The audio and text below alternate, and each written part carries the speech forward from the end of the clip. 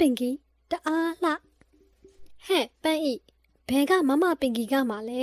မမမဟုတ်ဘူးအန်တီလို့ခေါ်ရမှာပီစီတယောက်အဲ့လိုပြောလိုက်တော့အပြိုကြီးပင်ကီကမျက်နှာပြတ်သွားပါတယ်မမလို့ခေါ်ငါလာတော့ကတော့မင်းသားအောင်စမှုဖြာလက်မှတ်လက်ဆောင်လာပေးမလို့ပဲတော့ပြီပေးတော့သွားပြီ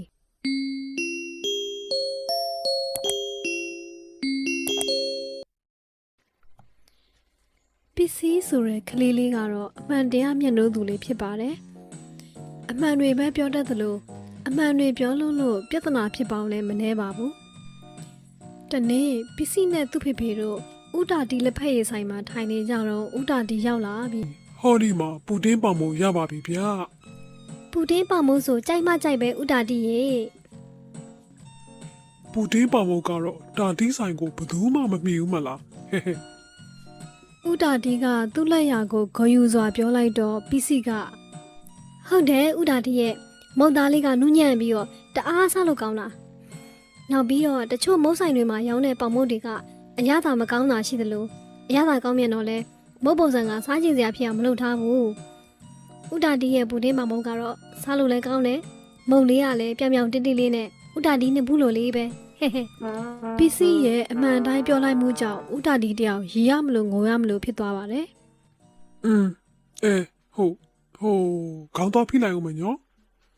ဒီလိုပြောပြီးဥတာတီကြီးတယောက်ရောင်နာနာနဲ့လှည့်ထွက်သွားပါတော့တယ်တနေ့ပီစီတို့တွေစုံနေကြဆုရက်မှာကျောင်းပရက်ကိစ္စပြောနေကြပါတယ်ငါပြောမယ်ဟာဒီတစ်ခေါက်နွေရသည့်ကျောင်းပရက်မှာငါကတော့အင်္ဂလိပ် speaking တဲ့နာမည်တက်ချင်တယ်ဘယ်မှာတက်မှာလဲငါတို့ရဲ့ဆရာဝန်လေးနန္ဒနိုင်နိုင်လေသူကကလေးတွေဆိုရင်ပညာဌာနသင်မေးတာပရက်လေးတော့ဘာသင်တန်းမှမတက်ချင်ဘူးတနစ်ပတ်လုံးစားရလုံးရလုံးလို့ငါတော့ဘာမှကိုမလုပ်ချင်ဘူးအားရပါရအိတ်လိုက်စားလိုက်လုံးမှာငါကြတော့ဖျားမှုခီးထွက်ချင်တာ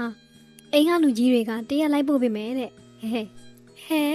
ခရီးထွက်မဲ့သူနဲ့တင်တန်းတက်မဲ့သူနဲ့အိတ်မဲ့သူနဲ့ငါဘဲဖွဲ့လဲပါရင်ကောင်းမလဲပန်းဤကအဲ့လိုပြောလိုက်တော့ကြံတဲ့၃ယောက်ကငါဖွဲ့တဲ့ပါဟာနေအချိုးမြုပ်စေအောင်ငါတင်းထဲသာရဲရဲဝင်လိုက်ပါပန်းဤရဲ့ဟေ့ငါဖွဲ့တဲ့သာဝင်လိုက် easy ကိုကြီးပဲအဲ့လိုတယောက်တစ်ပေါက်ပြောနေကြတော့အပြိုကြီးပင်ကြီးတယောက်လှလှပပဝစ်စားပြီးတော့လမ်းလျှောက်လာပါတယ်ကလေးတွေဆူညံနဲ့ဘာတွေဖြစ်မမပင်ကြီးတအားလှဟဲ့ပန်းဤဘဲကမမပင်ကြီးကမှလဲမမမဟုတ်ဘူးအန်တီလို့ခေါ်ရမှာပီစီတယောက်အဲ့လိုပြောလိုက်တော့အပြိုကြီးပင်ကြီးကမျက်နှာပြတ်သွားပါတယ်မမလို့ခေါ်ဒါနဲ့ဘဲကိုတော့မြရှိုးစမို့အပြည့်နဲ့ဆိုတော့အလူတကူပဲမှတ်လားအေးဟဲ့ဆန်လာကသူ့ကောင်မလေးနဲ့ရီးစားဖြစ်တာ9လပြည့်ဆွန်းသူအဲ့လေမှားလို့9လပြည့်အနီပါစီတီဆိုလားပဲအဲ့ဒါငါတို့ကိုမုံဝဲကျွေးပြီးတော့အတိတ်တွေပြုမလို့ဆိုလို့အဲ့ဒါကိုသွားမလို့အဖို့အလုပ်တွေဟိုရင်မသွားခင်တခုလောက်အကြံပေးခြင်းလို့ဖះဘာများလဲပစ္စည်းရဲ့နင်ပြောလိုက်ရင်တဲ့ကြီးပဲမို့နင်တခုခုပြောမှာကိုလက်မလက်ဟာကောင်းစေခြင်းလို့ပြောပြမို့ဟာကဲဒါဆိုလဲပြောလေဘင်းကိုလည်းမိတ်ကလေးလိမ့်သွားအောင်လို့မျက်နှာကြီးကဖွေးပြီးတော့လေဘင်းကြီးကကွက်မဲနေရကြေကံမှုကြီးကြနေရပဲစေတနာနဲ့ပြောတာနော်အေးသွားပြီနော်ပစ္စည်းရဲ့စိတ်ထဲရှိတဲ့အတိုင်းအမှန်ပြောတတ်တာကြောင့်အပြိုကြီးတယောက်အောက်သက်သက်နဲ့ထွက်သွားရပါတော့တယ်ဟဲ့ပစ္စည်းနေရတကအမှန်တွေကြီးပြောလို့မဖြစ်ဘူးလေဟာဘာလို့မဖြစ်ရမှာလဲလိန်နေကြတယ်ဆိုတာကမှချက်စရာအမှန်တိုင်းပြောတာကမှဂုံယူစရာကြီးကိုနင်းရလဲငါပြောတာအဲ့ဒီအထိပ္ပယ်မဟုတ်ဘူးဟာလဲရမယ်လို့ပြောတာမဟုတ်ဘူးအဲ့ဒါကိုနေနားလဲအောင်လည်းမရှင်းပြတတ်ဘူးဖြစ်နေတယ်ဟဲ့ငါကတော့အမှန်တရားကိုပဲအမြဲပြောနေမှာပဲဒါငါစတိုင်ပဲတရက်ပစ္စည်းတို့အိမ်ကိုဧည့်သည်တယောက်ရောက်လာပါတယ်သမီးရေသမီးဖေမေတို့အိမ်မှာရှိလားဟုတ်ကဲ့ခဏလေးနော်ခေါ်ပေးမယ်မေရေဒီမှာဧည့်သည်ရောက်နေတယ်အေးလာမယ်နော်ဘသူလဲသမီးဘသူလဲတော့မသိဘူးမေသွားခေါ်နေမယ်ပစ္စည်းတယောက်အဲ့လိုလှမ်းပြောလိုက်တာကိုဧည့်သည်ကကြားသွားပြီးစိတ်ဆိုးသွားပါတော့တယ် လူကိုများသွားခေါ်သလေးပါလေနဲ့အာနာမှုကိုမရှိဘူး ဧည့်သည်ကအဲ့လိုပြောနေတော့ပစ္စည်းအမေကရောက်လာပြီ ဟဲတော်ဆိုင်းမစင်ဘုံမစင်နဲ့ရောက်လာပါလားလာထိုင်ပါဦးတော်ပြီမထိုင်တော့ဘူးပြန်တော့မယ်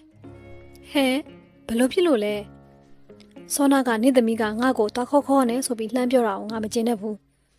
ခလေးကမသိလို့ပြောတာထားဒါညီတို့လူကြီးတွေကတင်ပြပေးရမှာပေါ့ငါလာတော့ကတော့မင်းသားအောင်စမှုဖြာလက်မှတ်လက်ဆောင်လာပေးမလို့ပဲတော်ပြီပေးတော့သွားပြီ ဒီလိုပြောပြီးဧည့်သည်ကစိတ်ဆိုးမှန်ဆိုးနဲ့ထွက်သွားပါတော့တယ် ကဲပစ္စည်းရေသမီးပြောတာအမှန်ဆိုပေမဲ့အခုတော့မျက်နှာပြက်စရာတွေဖြစ်ကုန်ပြီအမေလည်းသမီးနားလည်အောင်လို့မပြောပြတတ်တော့ဘူး တရက်တော့ပစ္စည်းတယောက်လမ်းလျှောက်ထွက်လာရင်းနဲ့လမ်းမှာမောင်ပြူးနဲ့တွေ့တော့မောင်ပြူးကလှည့်ပြေးပါတယ်သိရင်နဲ့ထပ်တော့ ဘယ်လဲမမသိရင်ဒီနာပဲပစ္စည်းရေဟိုတင်မမဘိုင်းနာလေလို့အမြန်သွားမှဖြစ်မယ်သွားပြီနော် ဒီလိုနဲ့လမ်းမှာတွေ့သမျှလူတိုင်းကအကြောင်းတစ်ခုမဟုတ်တစ်ခုပြပြီးတော့ပစ္စည်းကိုရှောင်သွားကြပါတယ်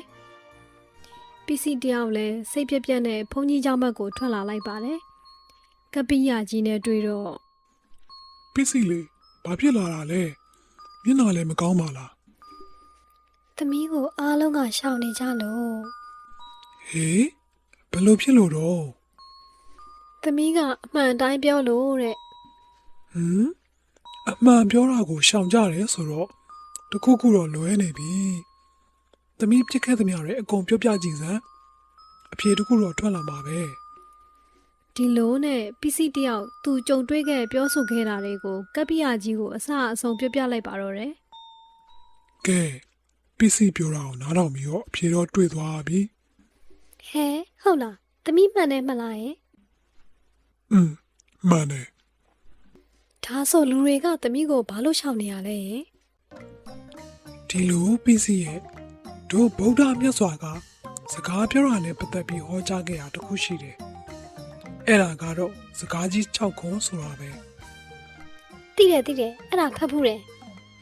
အေးပစ္စည်းကအဖက်ဘူးဝင်မဲ့လက်တွဲမှာမကျင့်သုံးတာအဲ့ဒါမို့အခုလိုဖြစ်တာသမီးကစကားကြီး6ခွန်းနဲ့ကနံပါတ်3ကိုမေ့နေရကိုမှန်ပေမဲ့အကျိုးမရှိတဲ့စကားဆိုရင်နှုတ်ဆိတ်နေရတယ်လေသွားခေါ်တဲ့သူကိုသွားခေါ်တယ်လို့ပြောတာကမှန်ပေမဲ့သူ့တမားအတွက်ဘာအကျိုးရှိလဲစိတ်ဆင်းရဲရရုံပဲရှိတာပေါ့ဒါကမှန်ပေမဲ့နှုတ်ဆိတ်နေတဲ့နာမျိုးလိန်ညာရမယ်လို့မပြောဘူးနော် ပစ္စည်းနားလဲပါပြီ ကပိယကြီးရှင်းပြမှုကြောင့်ပစ္စည်းလေးတယောက်လည်းနားလည်သွားပါတော့တယ်